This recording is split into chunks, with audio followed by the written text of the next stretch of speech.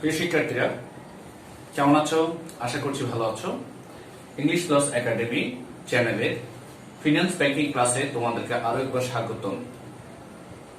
আজকে আমরা যে বিষয়টা নিয়ে আলোচনা করব সেটা হচ্ছে ফিনান্স অ্যান্ড ব্যাংকিং বইয়ের পঞ্চম অধ্যায়ে মূলধন, আয় ব্যয় প্রাক্কলন যে চ্যাপ্টারটি আছে সেই চ্যাপ্টারের একটি গুরুত্বপূর্ণ টপিকস যেটা হচ্ছে ARR, অর্থাৎ আমরা আজকে ARR সম্পর্কে আলোচনা করব। তো প্রিয় শিক্ষার্থীরা, আমরা প্রথমে জেনে নিব ARR টা কি। তার আগে ছোট্ট একটা কাজ, সেই কাজটা হচ্ছে, যদি তুমি আমারই চ্যানেল নতুন হয়ে থাকো তাহলে ভিডিও নিচে দেখতে পাচ্ছ একটা সাবস্ক্রাইব বাটন আছে, সেই বাটনটাতে ক্লিক করে চ্যানেলটি সাবস্ক্রাইব করে নাও এবং পাশের একটা বেল বাটন আছে, সেই বেল বাটনটি ক্লিক করে দাও। এতে করে কি হবে? এতে করে আমি যে নতুন ক্লাসগুলো আগামীতে তোমাদের জন্য আপলোড করব সেই ক্লাসগুলো তোমরা সবার উপরে পেয়ে যাবে, অর্থাৎ নোটিফিকেশন গুলো তোমাদের কাছে চলে আসবে। তো প্রিয় শিক্ষার্থীরা, আর যদি তুমি আমার চ্যানেলে এর আগে সাবস্ক্রাইব করে থাকো তাহলে তোমাকে অসংখ্য ধন্যবাদ। তো প্রিয় শিক্ষার্থীরা, আজকে আমরা যে ARR সম্পর্কে জানতে চাচ্ছি, ক্লাসটা করতে যাচ্ছি সেটা হচ্ছে ARR এর ফুল ডেফিনেশনটা হচ্ছে accounting rate of return. Accounting rate of return. এখন প্রশ্ন হচ্ছে, এই অ্যাকাউন্টিং রেট অফ রিটার্নটা কি? অ্যাকাউন্টিং রেট অফ রিটার্ন মানে হচ্ছে গড় উপার্জন বা মুনাফার হার। এখন আমরা যে কোনো প্রকল্পে বা যে কোনো ব্যবসা করতে গেলে সেক্ষেত্রে আমাদের একটা বিষয় সবার আগে মনে রাখতে হবে, সেটা হচ্ছে ওই ব্যবসা থেকে আমার মুনাফা আসবে কিনা। যদি মুনাফা না আসে তাহলে সেই বিজনেসটা আমার করার দরকার নেই, কারণ ব্যবসায়ের প্রথম লক্ষ্যটা হচ্ছে মুনাফা অর্জন। তো আমরা সেই মুনাফার হার সম্পর্কে জানবো এই ARR নির্ণয়ের মাধ্যমে। তো প্রিয় শিক্ষার্থীরা, আজকে আমরা কি করব, এই ARR যে বা গড় উপার্জন বা গড় মুনাফার হার, একটা উদাহরণ সহ আমরা গড় মুনাফার হার কি করে দিব, নির্ণয় করে দিব। তাহলে তোমরা সূত্র জানার সাথে সাথে প্র্যাকটিক্যালি কিভাবে করতে হবে সেই বিষয়টিও জেনে যাবে। তো প্রিয় শিক্ষার্থীরা, আমরা শুরুতে একটু সূত্রগুলো দেখে নিই। প্রথমে দেখতে পাচ্ছি ARR বা গড় উপার্জন বা মুনাফার হার সমান পরবর্তী হবে। তার মানে আমাদের যে ARR বা গড় উপার্জন বা মুনাফার হার নির্ণয়ের সূত্রটা হচ্ছে গড় পরবর্তী গড় আয় ডিভাইডেড বাই কি, গড় পরবর্তী গড় আয় ডিভাইডেড বাই গড় বিনিয়োগ। তাহলে গড় পরবর্তী গড় আয় বের করতে হলে আমাদের আরেকটা সূত্র প্রয়োগ করতে হবে, যেটা কিছুক্ষণ আগে বলেছিলাম। তাহলে সেই ক্ষেত্রে আমাদের কি করতে হবে? সেই ক্ষেত্রে আমাদের যেটা করতে হবে সেটা হচ্ছে কর পরবর্তী আয়গুলো আমাদের বের করতে হবে। তাহলে ওই আয়গুলো বের করার পরে যতগুলো আয় সেগুলো কি করতে হবে, যোগ করতে হবে। যোগ করে যতগুলো বছর, সেই বছর দিয়ে আমরা কি করব, ভাগ করে দিব। তাহলে আমরা কি পেয়ে যাব, কর পরবর্তী গড় আয়টা পেয়ে যাব। এরপরে হচ্ছে গড় বিনিয়োগ। গড় বিনিয়োগ আসো, গড় বিনিয়োগটা কেমন? গড় বিনিয়োগটা হচ্ছে প্রারম্ভিক বিনিয়োগকে আমরা যদি 2 দিয়ে ভাগ করি তাহলে গড় বিনিয়োগ পাওয়া যায়। এখন প্রশ্ন হচ্ছে, তোমরা প্রশ্ন করতে পারো, গড় যদি বের করতে হয় মিনিমাম তো 2টা সংখ্যা লাগবে। 2টা সংখ্যা আমরা যদি 2 দিয়ে ভাগ করি তাহলে 2টা সংখ্যা লাগবে। হ্যাঁ প্রিয় শিক্ষার্থীরা, যেহেতু এখানে বেশিরভাগ ক্ষেত্রেই একটা বিনিয়োগ দেওয়া হয়, যার কারণে আমরা প্রারম্ভিক বিনিয়োগ ডিভাইডেড বাই 2 লিখি। যদি সেখানে 2টা বিনিয়োগ হতো তাহলে সেক্ষেত্রে আমরা কি করতাম, 2টা বিনিয়োগ যোগ করে ডিভাইড বাই 2 লিখলাম। তো সেই জন্য বিশেষ করে যেহেতু 2 দিয়ে ভাগ করতে হয়, আমরা অনেক ক্ষেত্রে কি করি, আমরা বিনিয়োগ প্লাস 0 ডিভাইডেড বাই 2 এভাবে ভাগ করি। তাহলে আমাদের যে সূত্রের বিষয়টা ছিল এতক্ষণ পর্যন্ত সেই বিষয়টা আমরা আশা করি ক্লিয়ারলি বুঝতে পারলাম। এবার আমরা কি করব, একটা উদ্দীপক দেখব এবং একটা প্রশ্ন দেখব। ওই উদ্দীপকের আলোকে আমরা প্রশ্নটা কি করব, আনসার করব। তাহলে আমরা বোর্ডে যে প্রশ্নটা আছে আমরা এখানে দেখতে পাচ্ছি, তাহলে এই প্রশ্নটা আমরা একটু পড়ে নিই। প্রথমে উদ্দীপকটা পড়ি। প্রথম উদ্দীপকে কি লেখা আছে, বলছে জনাব হামিদ 16 লক্ষ টাকা একটি প্রকল্প হাতে নেওয়ার সিদ্ধান্ত নিয়েছে। তাহলে জনাব হামিদ কি করেছেন 16 লক্ষ টাকা একটি প্রকল্প হাতে নেওয়ার চিন্তা ভাবনা করেছেন। এখন তিনি অনুমান করছেন যে ওই প্রকল্প হতে প্রথম 3 বছর যথাক্রমে কি প্রথম বছর 4 লক্ষ, দ্বিতীয় বছর 7 লক্ষ এবং তৃতীয় বছর 9 লক্ষ টাকা নগদ আন্তঃপ্রবাহ ঘটবে। এবং তিনি আরো অনুমান করলেন যে ওই প্রকল্পে চলতি ব্যয় হবে প্রতি বছর আয়ের 35% এবং কর হার হবে 30%। তাহলে জনাব হামিদের গড় মুনাফার হার নির্ণয় করো। তাহলে আমরা জনাব হামিদে কি করব, গড় মুনাফার হারটা নির্ণয় করব। এখন যদি আমরা এটা করতে যাই তাহলে কি করব, আমরা আশা করছি সূত্রগুলো বুঝতে পেরেছি। যেহেতু সূত্র বুঝতে পেরেছি তাহলে আমাদের সূত্রগুলো আমরা তাহলে মুছে ফেলি।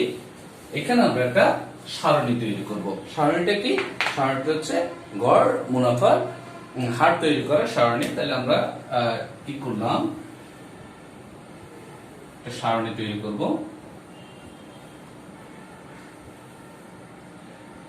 এটা হচ্ছে বিবরণের গড়, আমরা লিখে বললাম বিবরণ। আর এখানে আমরা কয় বছর, 3টা বছর লিখবো। তাহলে আমরা দেখতে পাচ্ছি 3টা বছরের জন্য আমরা কি করব, এখানে আমরা লিখব পরিমাণ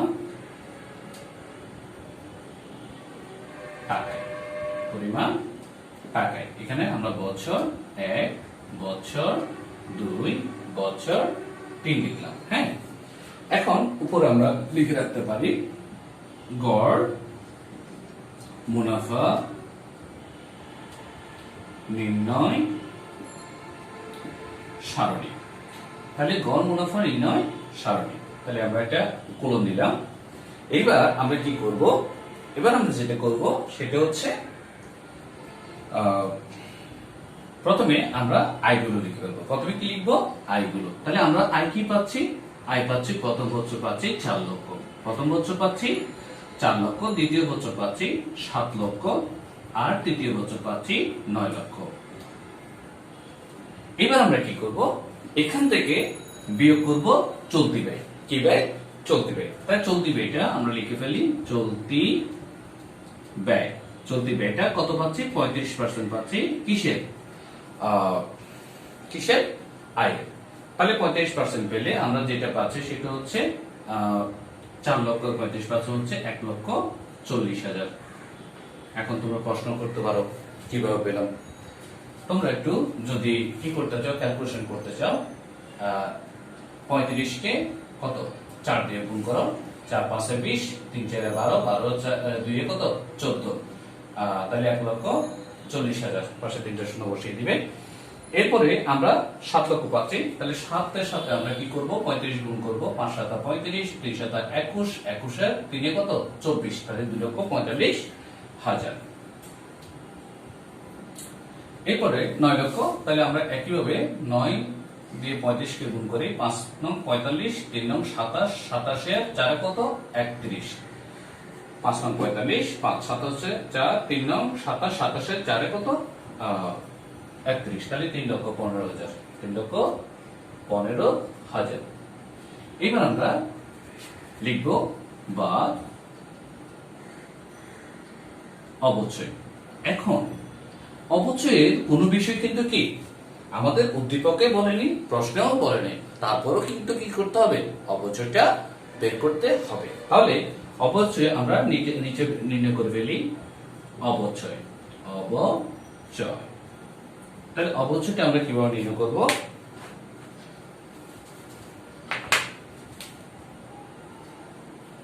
অবচয় ইকুয়াল, অবচয়টা হচ্ছে আমরা টোটাল যে বিনিয়োগটা থাকবে সেই বিনিয়োগকে যদি কি করি, সেই বিনিয়োগকে যদি আমরা বছরের সংখ্যা দিয়ে ভাগ করি, কি দিয়ে ভাগ করি, বছরের সংখ্যা দিয়ে ভাগ করি, তাহলে আমরা অবচয় পেয়ে যাব। তাহলে আমাদের বিনিয়োগ হচ্ছে 16 লক্ষ। আমরা যদি এটাকে 3 দিয়ে ভাগ করি তাহলে আমরা যেটা পাবো ক্যালকুলেশন করে, হ্যাঁ, 5,33,333। তাহলে আমরা এটা লিখে ফেললাম প্রত্যেক জায়গায়। এখানে আমরা মাইনাস ফিগার ইউজ করব, যেহেতু আমি এখানে বাদ লিখেছি। সো এখানে আমরা কি করব, 33,333 লিখে ফেলবো। এখানে মাইনাস ফিগার 5,33,333। অবচয় সব ক্ষেত্রে সমান হবে, প্রত্যেকটা বছরে কি হবে, অবচয় পরিমাণ সমান হবে। এবার আমরা কি করব, এগুলোকে বিয়োগ করব। কোত্থেকে বিয়োগ করব, 4 লক্ষ থেকে, এগুলো 7 লক্ষ থেকে নিচের দুইটা ফিগার, 9 লক্ষ থেকে নিচের দুইটা ফিগার। তাহলে এখন আমরা যে বিয়োগ করব, বিয়োগ করার জন্য এখানে একটা ঘটনা আছে, সেটা হচ্ছে এখানে 5,33,333, এখানে হচ্ছে 1,40,000। তাহলে দেখা যাচ্ছে মাইনাস ফিগার গুলো কি হয়ে গেল, বড় হয়ে গেল। তাহলে আমাদেরকে কি করতে হবে, তাহলে আমাদের মাইনাস ফিগার গুলো যোগ করে ফেলতে হবে। মাইনাস ফিগার গুলো যদি যোগ করি আমরা পাচ্ছি 5,33,333, 1,40,000, তাহলে 6,73,033। তাহলে আমরা 6,73,333 থেকে যদি কি বিয়োগ করি, 4 লক্ষ বিয়োগ করি, তাহলে আমরা পাচ্ছি এখানে 73,333 লিখে ফেললাম, আর এখানে 6 থেকে 4 গেলে 2, তাহলে 2,73,333। এটাও মাইনাস ফিগার হয়ে যাবে। তাহলে এই দুটোটা যোগ করলে আমরা কি পাচ্ছি, দুটোটা যোগ করলে পাচ্ছি এখানে 33 আর এখানে 45। তাহলে 5 আর 3 কত, 8, 4 3 কত, 7, মানে 78,333। তাহলে 7,78,333, যেহেতু 7,78,333 হয়, তাহলে এটা থেকে যদি আমরা 7 লক্ষ বিয়োগ করি তাহলে আমরা পাচ্ছি 78,333। এরপর পরেরটাতে চলে যাই। পরেরটাতে কি বলছে, 9 লক্ষ থেকে এগুলো বিয়োগ করতে হবে। তাহলে আমরা এখানে এই দুইটা যোগ করি, কত হয় দেখি, 5 আর 3 8, 3 1 4, তাহলে 48, 5 আর 3 8, তাহলে 8,48,333। তাহলে আমরা কি করব, 9 লক্ষ থেকে বিয়োগ করব 8,48,333। তাহলে আমরা 10 থেকে 3 গেলে আমরা পাচ্ছি কত, 7 পাচ্ছি, আর 9 থেকে 3 গেলে পাচ্ছি 6, 9 থেকে 3 গেলে পাচ্ছি 6, আর 9 থেকে 8 গেলে পাচ্ছি 1, এদিকে 9 থেকে 4 গেলে পাচ্ছি 5, আর লিখে তো চলে গেল। তাহলে 51,666 পাচ্ছি। তাহলে 51,666। এবার তাহলে এটা আমরা কি পেলাম, প্লাস ফিগার পেলাম। এবার আমরা কি করব, এটা কি পেলাম, এটা পেলাম যে কর পূর্ব মুনাফা। এখন কি করতে হবে, এখন করটা বাদ দিতে হবে। তাহলে আমরা করটা বিয়োগ করে ফেলি, মাইনাস কর, কত পার্সেন্ট, 30%। এখন প্রিয় শিক্ষার্থীরা, এখানে একটা বিষয়, উল্লেখযোগ্য বিষয় হচ্ছে এখানে যেহেতু মাইনাস ফিগার, এটার জন্য কর কি হবে না, মানে আরোপ হবে কিনা, বা এটার জন্য কর প্রযোজ্য হবে কিনা। এখন মাথায় রাখতে হবে, আয় যদি হয়, আয়ের উপর কর দিতে হয়, যেটাকে বলা হয় আয়কর, যেটাকে কি বলা হয়, আয়কর।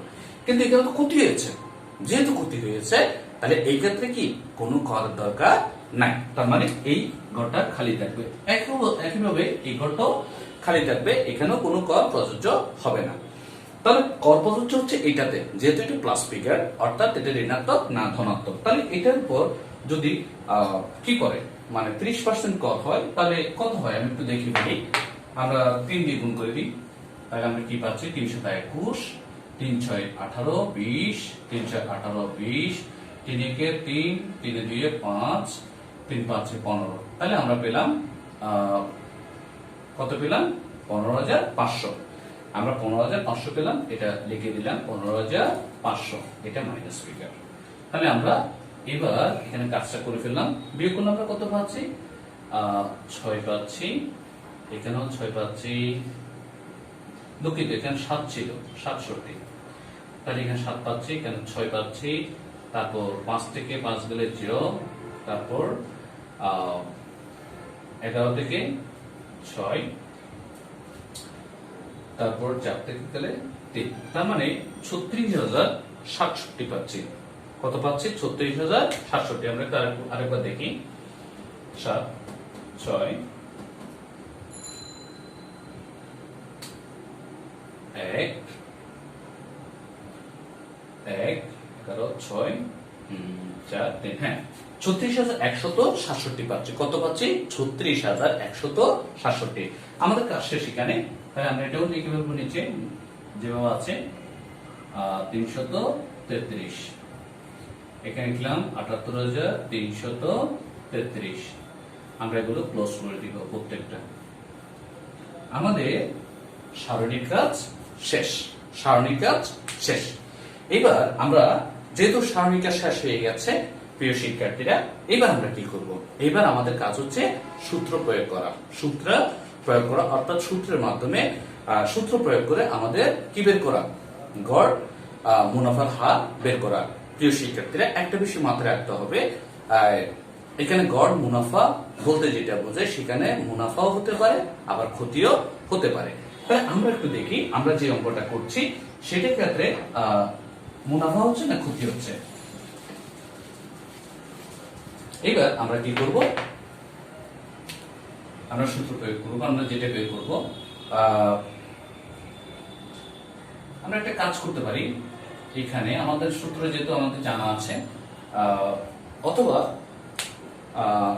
কি, আচ্ছা যাই হোক, যেহেতু সূত্র জানা আছে, আমরা উপরে নিচে, উপরে হচ্ছে কর পূর্ব গড় মুনাফা আর নিচে আছে গড় বিনিয়োগ, আমরা এই দুটো কি করতে পারি? আগে বের করে ফেলতে পারি। তাহলে এখানে গড় কর পূর্ব গড় মুনাফা, আমরা কি বলেছিলাম? প্রথমে আমি কি বলেছিলাম উপর হবে কর পূর্ব মুনাফার সমষ্টি, হ্যাঁ সমষ্টি বলেছিলাম, আর নিচে বলেছিলাম বছরের সংখ্যা। না লিখলেও হতো, তোমাদের একটু যাতে মনে থাকে, মনে করিয়ে দেওয়ার জন্যই লেখা আসলে। তাহলে আমরা এখানে কি পাচ্ছি? আমরা পাচ্ছি এখানে পাচ্ছি 2 লক্ষ, মানে ঋণাত্মক মাইনাস 2,73,333 মাইনাস 78,333 প্লাস 36,167। তাহলে নিচে লিখবো কয় বছর? 3 বছর। এবার কি করব? এবার আমরা যেহেতু দুইটা ঋণাত্মক আছে, আমরা দুটোটা যোগ করে ফেলতে পারি। তাহলে আমরা যোগ করলে কত পাচ্ছি? 2,73,333 আর হচ্ছে 78,333। আমরা পাচ্ছি 6, 6, 6, 8 3 11, 1, 15, 5 আর 3। এবার আমরা এটা বিয়োগ করে দিব, 36,167 বিয়োগ করলে আমরা পাচ্ছি 16 থেকে 7 গেলে কত? 16 থেকে 7 গেলে 9, তারপর 15 থেকে 6 গেলে 9, 5 থেকে 1 গেলে 4, 11 থেকে 5, 4 থেকে 1, তাহলে আমরা কি পেলাম? 3,15,499। আমরা এটা লিখে ফেলতে পারি এখানে, মাইনাস 3,15,499 ডিভাইড বাই। এরপর আমরা কি করব? এটা ভাগ করে দিব। তাহলে ভাগ করে আমরা কি পাচ্ছি? মাইনাস 1, 3 5 15, 3 1 3, 6 18, 6 18। তাহলে আমরা পাচ্ছি কত? মাইনাস 1,05,166, 1,05,166.1 আছে।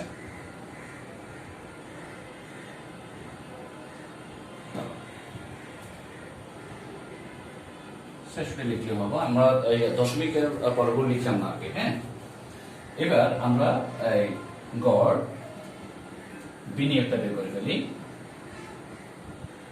গড় বিনিয়োগটা কিভাবে বের করবো? আমরা সরাসরি টাকা অঙ্ক লিখে কাজ করে ফেলি। 16 লক্ষ, 16 লক্ষ ডিভাইড বাই 2, তাহলে আমরা পাচ্ছি 8 লক্ষ। মানে প্রারম্ভিক বিনিয়োগ যেটা, সেটা হচ্ছে কত? 16 লক্ষ। আর 16 লক্ষকে আমরা কি দিয়ে ভাগ করবো বলেছিলাম? 2 দিয়ে ভাগ করবো বলেছিলাম। তো সুতরাং আমরা কত পাচ্ছি? 8 লক্ষ পাচ্ছি। এবার আমাদের কাজ হচ্ছে, যেটা কাজ আমরা যে জন্য এত পরিশ্রম, এত সংগ্রাম, সেটা হচ্ছে আমাদের কি নির্ণয় করা? ARR নির্ণয় করা। ARR মানে হচ্ছে গড় মুনাফার হার। তাহলে আমরা লিখে ফেলি, সুতরাং গড় মুনাফার হার অবলিক ARR। হ্যাঁ, তাহলে আমরা কি পাচ্ছি? গড় মুনাফার হারে আমাদেরকে যেটা বলা হয়েছে সেটা হচ্ছে গড়, এখান থেকে লিখে তোমাদের জন্য সুবিধা হবে, ইকুয়াল কর পূর্ব মুনাফা, মুনাফার সমস্যা, মুনাফার গড়, গড় বিনিয়োগ, গড় বিনিয়োগ। আচ্ছা, তোমরা যদি বুঝতে পেরেছো, তাহলে আমরা এদিকে কিছুটা মুছে ফেলি। হ্যাঁ, যেহেতু আমাদের সব ইয়েগুলো এখানে আছে, ডাটাগুলো এখানে আছে, তাহলে আমরা পাশে লিখলাম -105,166 ডিভাইড বাই 8 লক্ষ ইন্টু 100 ইকুয়াল, আমরা পাচ্ছি -0.1315 পর্যন্ত ইন্টু 100 ইকুয়াল -13.15%। অর্থাৎ আমরা কি পেলাম? -13.15% পেয়েছি, যেটাকে আমরা, যেহেতু আমরা কি পাচ্ছি? ঋণাত্মক পাচ্ছি। মানটা যেহেতু ঋণাত্মক পাচ্ছি, তাহলে কি ক্ষতি প্রকাশ করছে। তাহলে এই ক্ষেত্রে আনসারের জন্য আমরা কি লিখতে পারি? সুতরাং নির্ণেয় গড়,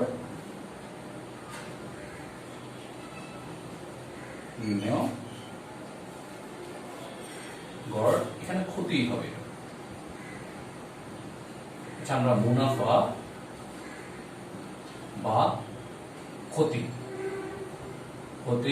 হার ইকুয়াল 13.15%। তাহলে এখানে কি হয়ে গেল?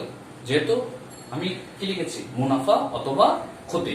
যেহেতু মুনাফা অথবা ক্ষতি লিখেছি, আর আমাদের এদিকে আনসারে যেহেতু কি এসেছে? ঋণাত্মক এসেছে, তাহলে আমরা বুঝতেই পারছি যে ক্ষতি হয়েছে। তাহলে এখন প্রিয় শিক্ষার্থীরা, তোমার মাথায় কি কাজ করছে? এই প্রকল্পটি লাভজনক হবে না ক্ষতিকর হবে? অবশ্যই এই প্রকল্পটি লাভজনক হবে না। যেহেতু প্রকল্পটি লাভজনক হবেন না, যিনি প্রকল্পটি নেওয়ার সিদ্ধান্ত নিয়েছেন, উনি এই প্রকল্পটি নিলে কি করবেন? লসে পড়বেন। সুতরাং ওনার এই প্রকল্পটা নেওয়া উচিত, ওনার পক্ষে বা ওনার জন্য এই প্রকল্পটি নেওয়া উচিত নয়। তো প্রিয় শিক্ষার্থীরা, আমরা শেষ পর্যায়ে চলে এসেছি। তো প্রিয় শিক্ষার্থীরা, আমরা যে আলোচনাটা আজকে করলাম, আশা করছি তোমরা মনোযোগ দিয়ে ক্লাসটা দেখেছ এবং বুঝেছ। তো আরো একটি ক্লাসে তোমাদের সাথে আবারও দেখা হয়ে যাবে। তো সেই প্রত্যাশায় সেই পর্যন্ত আল্লাহ হাফেজ।